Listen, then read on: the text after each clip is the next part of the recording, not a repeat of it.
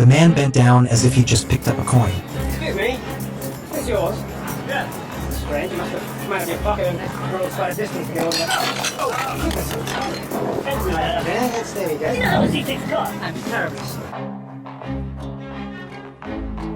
Using a stolen car key, he quickly located the millionaire's sports car. Then, with the millionaire's credit card, he booked himself a presidential suite. He's known as the King of Thieves. His next target, a wealthy real estate woman. He learned she was into investing, so his partner went to the restaurant where she often dined and placed a fake newspaper at the front desk. Then he sat right next to her and started bragging about his amazing investment strategy. He said his financial advisor had tripled his net worth just last month. Seeing the woman wasn't convinced, he asked the waiter to bring today's newspaper, the same fake one he'd planted earlier. When she saw the advisor's photo in the paper, she instantly became interested. They started chatting, and he invited her to a cocktail party that night, promising to introduce her to his advisor. He hired some extras and rented a luxury suite. Showtime.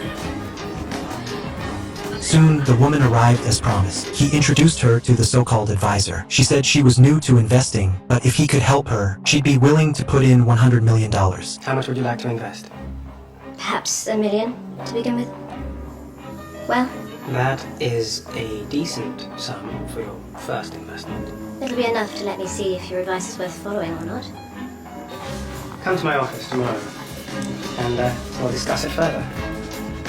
He invited her to his office the next day to discuss details. To set up a convincing office, his partner went to the tallest skyscraper in town, but the building required access passes, so he came up with a clever trick. He tossed a lit match into a trash can. As smoke filled the lobby and guards got distracted, he slipped into the elevator. At the stock exchange floor, he pretended to be a repairman. Using a master key, he opened an office and posed as a building executive. He even called the front desk, saying environmental inspectors would be visiting soon. Moments later, his partner showed up, disguised as one of those inspectors. With the front desk's help, he got straight to the 6th floor. The scam was officially underway. They set the stock trading screens to play with a 1-minute delay. His partner fed him the real-time prices through a walkie-talkie. That way, he could predict every move in the market. When the woman arrived, he received live updates via radio, bought a stock right before it skyrocketed, and sure enough, a minute later, the big screen showed the stock soaring. Then he sold another stock just before it crashed. A minute later, the screen confirmed it. The stock had tanked. The woman was stunned. She immediately agreed to invest. He told her no problem,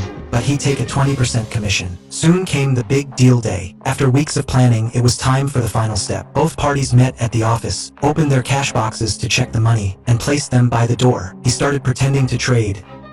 For God's sake, rather than sitting there like a moron, why don't you take the bags back to the hotel? Sorry. You can bring the car back to get me later. While she told her assistant to take the shopping bags back to the hotel. Hello, Martin. Mr. Denmark, I'm here to make a connection. 2 cases there. Tell Nick that to go into a separate account. In your name, sir? No, Dagmar and Nick. I'll make sure to let him know. Thank you. Goodbye. The scam was nearly complete. Then the woman excused herself to use the restroom. Minutes passed. She still hadn't come back. She's not there. What? Well, she's vanished in the thin air. He looked out the window, and there she was, escaping downstairs.